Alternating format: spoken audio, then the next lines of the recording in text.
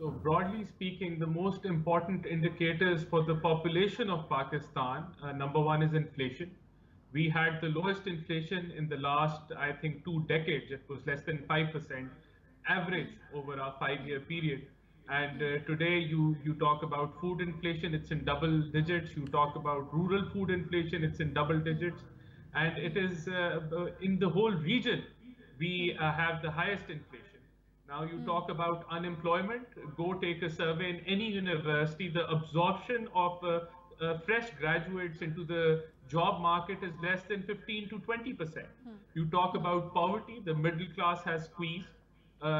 People have fallen, huge portions of the population have fallen below the poverty line. In these three indicators, PTI has completely been unable to deliver. Now let's talk about GDP, the gross domestic product, that is the size of your economy. We left it at 315 billion US dollars. Today we're at almost 300 billion US dollars. After 3 years, we haven't even crossed the 2018 mark. Let's talk about GDP per capita. It was above 1600 US dollars per person. Today it is around a little above 1400 US dollars per person. I would like to shed light on tax collection. A country cannot prosper if it's not collecting enough tax. After 3 years, PTI has been able to increase tax collection by 20%. That's an average 7% per annum increase, whereas we had a 20% increase each year on tax collection. Let's talk about the fiscal deficit. In 3 years, PMLN accumulated a fiscal deficit of 4,200 billion rupees. PTI in just 3 years have crossed 10,700 billion rupees on fiscal deficit alone. They have been borrowing the most. They have borrowed almost 150% of what we borrowed in 5 years in just 3 years.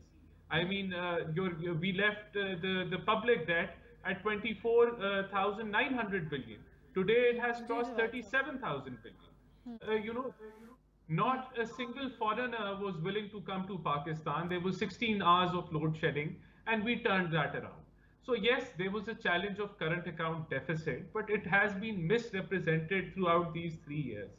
The trade deficit was almost the same this year to where we left in 2018. The only thing which changed were the remittances. And everyone is saying that the reason the remittances have risen is because of Corona, because people are not traveling, people are not going abroad. So, the formal, they have to send money through the formal challenge and channels, and not, they can't bring it by hand. And in this July, remittances did not increase. There was a 2% decline. So we hope, that the only factor which has helped them with a good current account deficit, apart from Corona, which suppressed the imports, they've done absolutely nothing. So I want to tell you, on the government front and the governance, what have they done? Has railway improved? No, the losses have accumulated. Has PIA improved? No, PIA was banned due to their mismanagement in half of this world. They could not take their flights. Pakistan Steel Mill, they could not do anything for it. They said we would run it. They haven't done that. They haven't privatized it. So all aspects have worsened off. They said that, we will renegotiate with the IPPs and it will change everything. The circular debt, it has risen from 1.1 trillion to 2.3 trillion. They could not bring in any reforms. They could not lower down the technical losses. They could not increase the recoveries. Did they? You pick any sector. Why don't we talk about the role of the opposition then? Why don't we talk about the role? Your party is one of the main opposition parties at this time. Have you done your part? I mean, you talk about reform, you talk about the fact that, change should have come. Have you helped that change at all? I mean, whenever we talk about the fact that there should be reform, does the opposition come up with any of their own initiatives? Do they come up with any of their own points? We haven't seen that. We haven't seen any kind of input come out of the opposition, instead of that game being played that, look, they didn't ask us and they didn't participate, because that's what we're getting. That back and forth exchange happens every time there is talk of reform. There is, as far as even NAB law is concerned, there doesn't seem to be any movement from your side also, from the opposition side also. Yes, Maruf, I wanted to discuss how they've run democracy in the last 3 years. They have Okay. been unable to run the National Assembly of Pakistan because their speakers could not be neutral.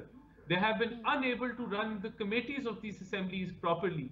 We were willing, for example, we were willing to work with them on the Charter of Economy throughout in the beginning, but they did not, listen to Shahbaz Sharif on that. We wanted to do election reforms, but those committees were left redundant. And now, What even about now, now? today, we What are willing about to work on now? the. As far as electoral reform is concerned, what about now? You have seen the Prime Minister make an offer on the floor of the House. Is the opposition serious about it now? We haven't seen any kind of move from the The opposition. We opposition. haven't seen any kind of response even, if you talk about that. Not at all. No, no. Maruf, the opposition has been, clearly stating their stance that we want the ECP or the political forum where we can discuss electoral reforms and from there on take that recommendation to the assembly. That has been our stance from day one.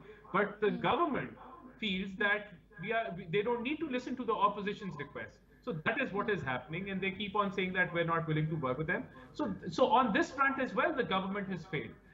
We are the most polarized in politics as we've ever been.